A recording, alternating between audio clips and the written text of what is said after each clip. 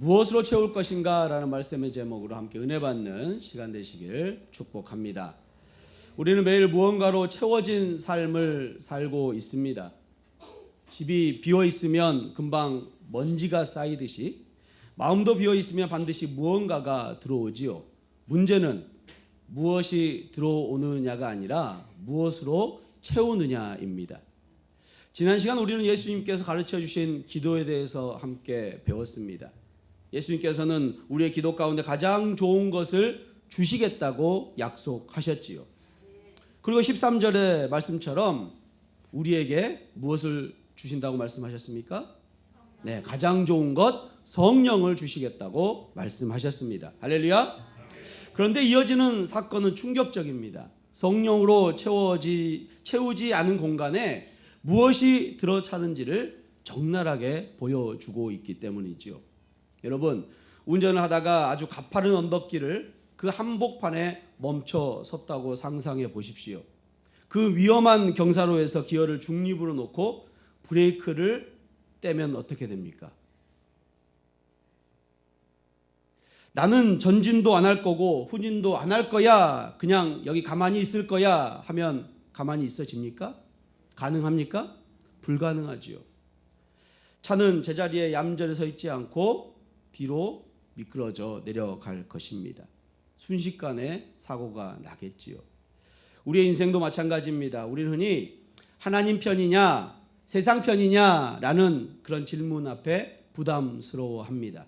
그래서 슬그머니 제3지대 중립지대입니다 라고 이야기를 하지요. 나는 그렇게 열성적으로 믿고 싶지도 않지만 그렇다고 죄를 짓고 싶지도 않아. 그냥 적당히 살래.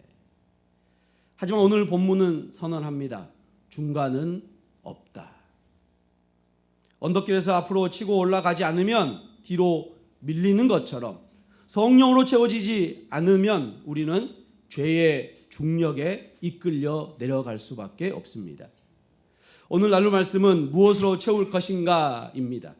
가만히 비워두는 것은 평화가 아니라 영적 자살 행위입니다. 오늘 말씀을 통해 우리의 영혼의 주인이 누구인지, 지금 내 마음은 무엇으로 채워지고 있는지 정직하게 우리의 마음을 점검하는 시간 되시길 축복합니다. 14절 말씀입니다.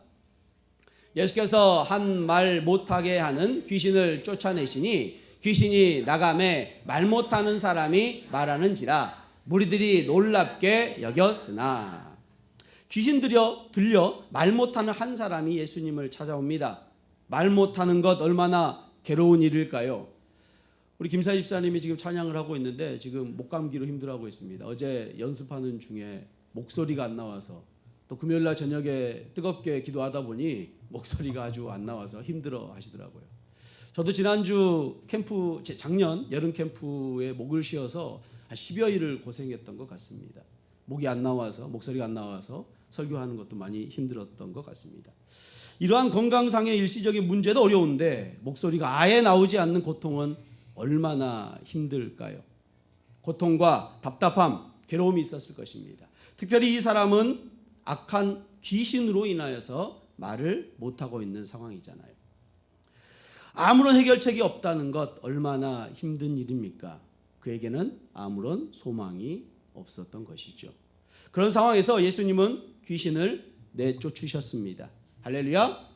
귀신은 하나님을 대적하는 존재이지요. 그러나 그들은 하나님의 명령에 거절할 수 없이 쫓겨가야 합니다. 그들은 하나님의 명령에, 그 권세에 무릎 꿇어야 하는 것이죠. 출애굽기 4장 11절입니다. 여호와께서 그에게 이르시되 누가 사람의 입을 지었느냐?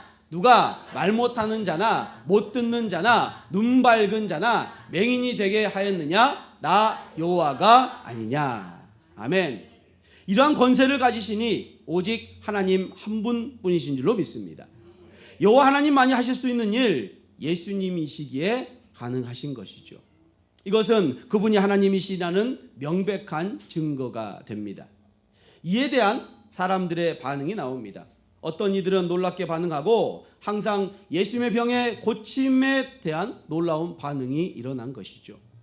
이런 놀라움 때문에 요한복음 3장에 나오는 니고데모의 경우처럼 예수님을 하나님으로 인정하고 믿는 반응이 나오는가 하면 오늘 말씀에 나오는 사람처럼 반대의 반응을 보이기도 합니다.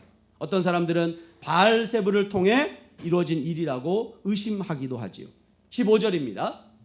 그 중에 더러는 말하기를 그가 귀신의 왕 바알세불을 힘입어 귀신을 쫓아낸다 하고, 바알세불이라는 말은 바알과 세불의 합성어입니다. 바울은 블레셋에 섬기는 신이고 지극히 높은 곳에 계신 바알이라는 뜻을 갖고 있죠. 이스라엘인들은 조롱의 의미에서 파리 왕, 똥의 왕이라고 그 바알을 블레셋 사람들에게 조롱했습니다. 이스라엘이 섬기는 지극히 높으신 곳에 계시는 하나님에 비해서 그 바알은 똥의 파리에 불과하다는 것이었죠. 결국 이는 사단, 마귀를 가리키는 뜻이 바알세불이라는 뜻입니다. 그러니 바울에 힘입어 이런 기적을 말한다는 예수님, 어떤 얘기입니까? 사단, 마귀라고 이야기하고 있는 것과 같은 말이겠지요. 이것이 얼마나 질 낮은 모욕입니까? 진실과 거리가 먼 말도 안 되는 왜곡인 것이죠. 일본 제국주의에 싸웠던 안중근 의사나 유관순 의사를 두고 친일파라고 하면 여러분 어떤 마음이 드십니까? 터무니없는 말이라고 생각 들지 않겠습니까? 이들의 의혹이 그랬습니다. 하나님이신 예수님을 귀신의 왕으로 진실을 심각하게 왜곡하고 있는 것이었죠. 예수님에 대한 또 다른 반응이 있었습니다. 16절입니다. 또 더러는 예수를 시험하여 하늘로부터 오는 표적을 구하니, 다른 이들은 예수님을 불신했습니다. 더 위대한 표적을 보여달라고 했습니다. 이미 예수님은 이들에게 수많은 기적을 베푸셨지요. 이미 제자들이 먼저 가서 여러 기적을 보여주었습니다. 예수님은 오직 하나님만이 하실 수 있는 가르침과 기적을 베푸셨습니다. 그러나 그들은 더욱 많은 것을 요구하고 있지요. 사실 예수님을 믿기 위해서 어떤 특별한 사건과 경험이 필요한 것은 아닙니다. 믿지 못해서 불신하는 것이 아니라 불신하기 때문에 믿지 못하는 것이죠. 출애굽에 등장하는 바로가 그랬습니다. 애굽의 수많은 재앙이 하늘로부터 임하였지만 바로의 마음은 꿈쩍도 하지 않았습니다. 나는 견고하고 딱딱한 바위 같은 마음, 완악한 마음을 가지고 있었습니다. 예수님을 바라보는 사람들에게도 그와 같은 마음이 있었던 것이죠. 이렇게 명백한 증거까지도 부인하고 왜곡하게 만드는 것이 우리의 마음의 문제입니다. 예수님 앞에 있는 사람들의 상황을 보십시오. 이제 막 한 사람이 예수님의 능력으로 귀신에서 노임을 받았습니다. 평생 말 못하던 사람이 말을 하게 되는 놀라운 은혜를 경험하게 되었죠. 완악한 마음을 가진 사람들, 그런데 그 주변에 그 사람들이 있었던 것입니다. 말을 하지 못하는 사람처럼 완악한 마음을 가진 사람도 처참한 모습입니다. 이런 자에게 예수님은 긍휼을 베푸시기를 원하셨습니다. 제가 만약 그 당시에 예수님이었다면 너희에게 은혜와 자비는 필요치 않아 라고 이 사람들을 심판했을 것인데요. 그러나 예수님은 사랑과 자비가 은혜가 충만하신 예수님은 그렇게 하지 않으시고 이들에게 논리적으로 설득을 하십니다. 꾸짖고 깨닫게 하십니다. 17, 18절입니다. 예수께서 그들의 생각을 아시고 이르시되 스스로 분쟁하는 나라마다 황폐하여지며 스스로 분쟁하는 집은 무너지느니라. 너희 말이 내가 바알세불을 힘입어 귀신을 쫓아낸다 하니 만일 사단이 스스로 분쟁하면 그의 나라가 어떻게 서겠느냐. 아멘. 귀신이 귀신을 내쫓을 수 없다고 말씀하십니다. 내전을 겪는 나라는 발전할 수 없죠. 나라가 싸우면서 나라가 발전할 수 없고 부부가 매일 싸우면서 가정이 건강해질 수 없습니다. 스스로 분쟁하는 나라마다 황폐해지며 스스로 분쟁하는 집은 무너지고 맙니다. 19절입니다. 내가 바알세불을 힘입어 귀신을 쫓아내면 너희 아들들은 누구를 힘입어 쫓아내느냐? 그러므로 그들이 너희 재판관이 되리라. 아멘. 당시 팔레스타인에는 퇴마사들이 있었다고 합니다. 솔로몬의 지혜서를 보면 그들은 약초를 만들고 귀신이 되돌아오지 못하게 철저히 쫓아내는 주문을 했다고 합니다. 요세푸스 시대에도 이와 같은 풍습이 있었다고 전해지고 있습니다. 그럼 너희는 무슨 힘으로 귀신을 내어 쫓느냐고 물으시는 것이죠. 그들은 하나님의 힘을 빌어서 한다고 대답을 하는 것입니다. 그들이 하나님의 힘을 빌려서 한다면 나는 왜 사단의 힘을 빌어서 하느냐고 되물어보고 계시는 것이죠. 그리고 20절에 이어서 아주 중요한 말씀을 하십니다. 함께 홍독합니다. 그러나 내가 만일 하나님의 손을 힘입어 귀신을 쫓아낸다면 하나님의 나라가 이미 너희에게 임하였느니라. 아멘. 하나님의 힘을 빌어서 하는 것이라면 어떤 나라가 임해요? 하나님의 나라가 이미 임한 줄로 믿습니다. 하나님의 나라는 어떤 나라입니까? 하나님의 주권, 하나님의 통치가 있는 나라가 하나님의 나라이지요. 하나님의 주권이 이곳에 펼쳐지고 있다는 말은 내가 바로 하나님이 보내신 이 땅에 온 예수 그리스도다. 나에게 그러한 통치권과 주권이 있다고 선포하시는 것입니다. 특별히 여기 하나님의 손이라는 표현에 주목해 볼 필요가 있습니다. 여기서 손은 손가락으로 번역하기도 합니다. 출애굽기 8장 19절입니다. 전반전만 보겠습니다. 요술사가 바로에게 말하되 이는 하나님의 권능이니라. 아멘. 이스라엘 백성들을 출애굽하는 과정 가운데 하나님께서 모세를 통해서 몇 가지의 재앙을 내리셨죠? 네, 10가지의 재앙을 내리셨습니다. 그 세 번째 재앙이 무엇입니까? 티끌을 이로 만드는 재앙이었죠. 이 재앙을 본 요술사들, 애굽의 요술사들이 오늘 본문과 같이 고백하는 것입니다. 이는 하나님의 권능이니라. 여기서 이 권능이란 단어가 바로 오늘 본문의 손가락이란 단어와 같은 단어를 쓰고 있는 것입니다. 결국 예수님의 축사는 단순한 기적이 아닙니다. 하나님의 통치권이 그분의 손가락이 이 땅을 침공해 들어온 사건인 것이죠. 그래서 본문과 같은 내용을 다루고 있는 마태복음 12장 28절에서는 이렇게 고백합니다. 그러나 내가 하나님의 성령을 힘입어 귀신을 쫓아내는 것이면 하나님의 나라가 이미 너희에게 임하였느니라. 아멘. 예수님께서는 하나님의 성령을 힘입어 귀신을 내쫓으셨다 말씀하고 계십니다. 하나님의 손, 하나님의 손가락, 곧 성령이 임하면 귀신은 떠나가게 될 줄로 믿습니다. 그런데 여기에는 중요한 영적 원리가 있습니다. 21절에서 22절입니다. 강한 자가 무장을 하고 자기 집을 지킬 때에는 그 소유가 안전하되 더 강한 자가 와서 그를 굴복시킬 때에는 그가 믿던 무장을 빼앗고 그의 재물을 나누느니라. 아멘. 여기서 강한 자는 사단이겠지요. 사단은 우리의 인생이라는 집을 무장하고 지키고 있습니다. 우리는 우리 스스로 도덕이나 노력으로 이 강한 자를 이길 수 없습니다. 오직 더 강한 자, 더 강한 분 예수 그리스도밖에는 이길 수 없는 것이죠. 강한 자를 결박하고 우리를 해방시키실 줄로 믿습니다. 그렇습니다. 우리는 스스로 마귀를 이길 수 없습니다. 오직 예수님이 오셔서 우리를 점령해 주셔야 합니다. 우리의 싸움은 내가 사단과의 싸우는 것이 아닙니다. 이미 승리하신 예수 그리스도 뒤에 우리가 숨어 있는 것이죠. 더 강한 자이신 예수님이 우리의 인생의 주인이 되어 주실 때 우리는 승리하게 될 줄로 믿습니다. 인생의 무게가 무거우시죠. 자녀 문제, 노후 문제, 건강 문제, 마치 거대한 세상 힘이 나를 짓누른 것 같이 느낄 때가 있지요. 내가 강한 자가 되려고 애쓰지 마시기 바랍니다.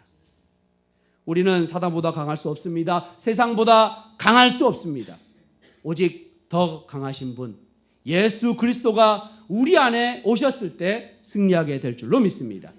이것이 하나님 편에서는 유일한 방법인 줄로 믿습니다. 그래서 이렇게 결론이 나오는 것이죠. 23절 함께 봉독합니다.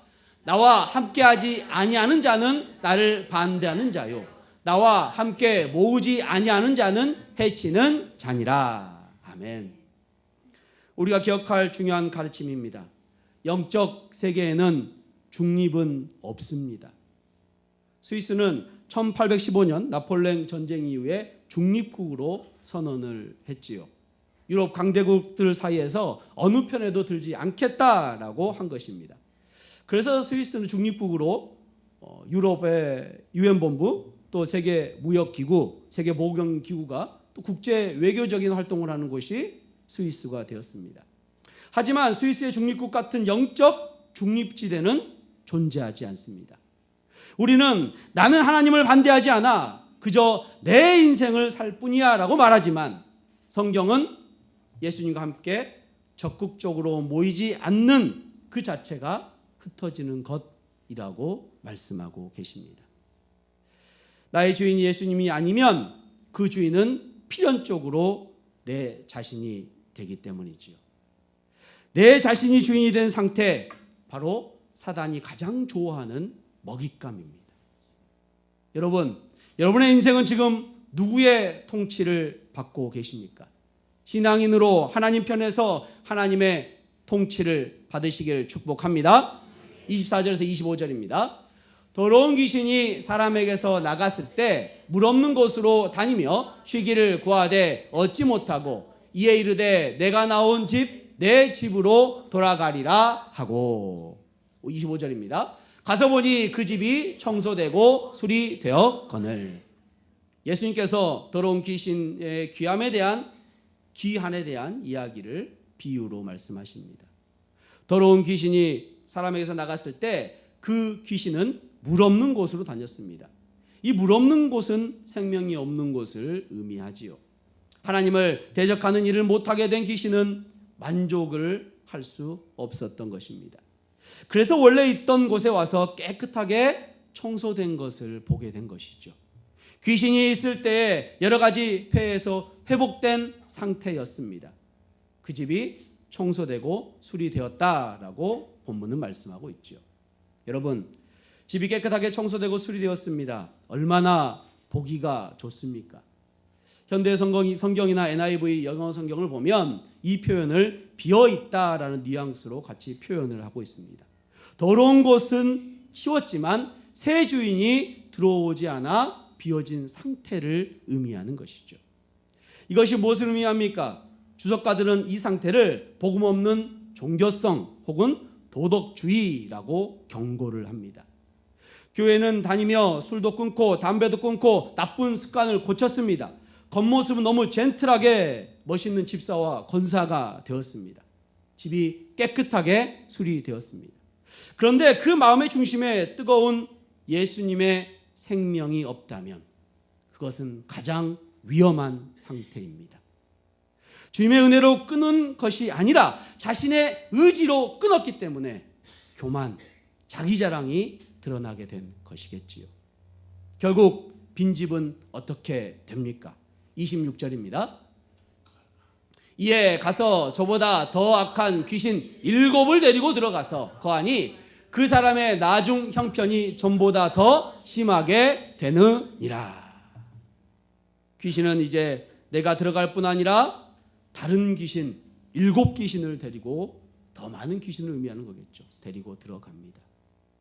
귀신 들렸던 자의 나중 형편이 이전보다 더 악화되고 심하게 되었다고 말씀하고 있습니다. 우리는 신앙인으로 성장하면서 주일 성수도 하고 헌금도 하고 봉사도 합니다. 우리의 삶 가운데 수리와 깨끗함이 있게 된 것이죠. 도덕적으로도 깨끗해졌습니다. 그러나 여러분의 심령 중심에 지금 누구가 거하고 계십니까? 혹시 주인 되신 예수님은 문 밖에 밀어내고 깨끗해진 방에 내가 주인 노릇을 하고 있지는 않습니까? 기독교는 단순히 나쁜 짓을 안 하는 상태를 목표로 하는 것이 아니지요. 하나님으로 충만해지는 것이 목표인 줄로 믿습니다. 중립은 없습니다. 앞에서 말씀드린 중립국 스위스도 마찬가지죠. 2022년 우크라이나 전쟁 이후에 스위스는 중립은 포기하지 않았지만 EU의 대러시아 제재에 동참하는 일을 하고 있지요. 중립이 아닌 한쪽 편을 들고 있는 것입니다. 중립은 없습니다. 진공 상태는 오래가지 못합니다. 물리학에서도 진공은 주변의 것을 빨아들이고 있는 것이죠. 우리의 영혼도 마찬가지입니다. 예수 그리스도의 은혜와 말씀으로 채워지지 않고 비워두면 과거의 습관, 세상, 염려, 탐욕, 비교, 의식, 더 악한 7개의 귀신으로 채워지게 되는 것입니다.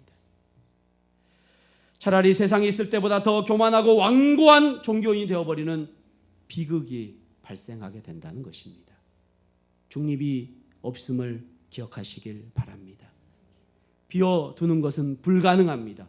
무엇으로 채워지게 되어 있습니다. 그렇다면 우리는 무엇으로 어떻게 채워야 할까요? 27절입니다. 이 말씀을 하실 때에 무리 중에 한 여자가 음성을 높여 이르되 당신을 뵌 태와 당신을 먹인 젖이 복이 있나이다 하니. 아멘. 한 여인이 예수님의 말씀을 듣다가 감격해 겨워서 소리칩니다. 당신의 뵌 태와 당신의 먹인 젖이 복이 있나이다. 이것은 당시 유대 사회에서 최고의 찬사입니다. 혈연적 관계, 육체적 탁월성을 칭송하는 그런 칭송이었죠. 하지만 예수님은 단호하게 교정해 주십니다. 28절입니다. 예수께서 이르시되 오히려 하나님의 말씀을 듣고 지키는 자가 복이 있느니라 하시니라. 아멘. 여기서 오히려라는 이 단어, 그 말이 틀리는 것은 아니지만 더 본질적인 진리는 이것이다 라는 의미가 이 오히려라는 단어 안에 들어있는 의미입니다.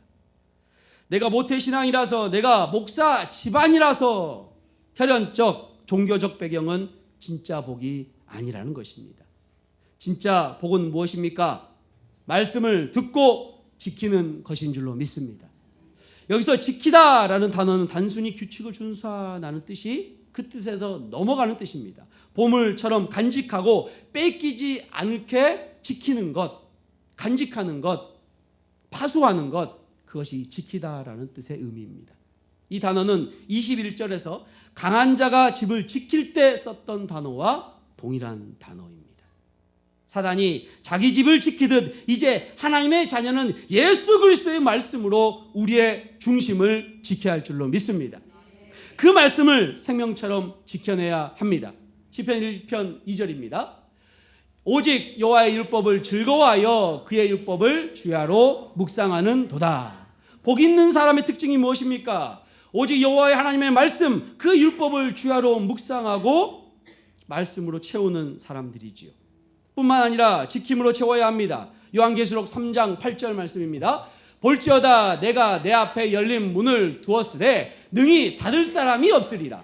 내가 내 행위를 아노니 내가 작은 능력을 가지고서도 내 말을 지키며 내 이름을 배반하지 아니하였도다. 아멘. 예수님께서 빌라델비아 교회에 칭찬하시는 내용의 말씀이지요.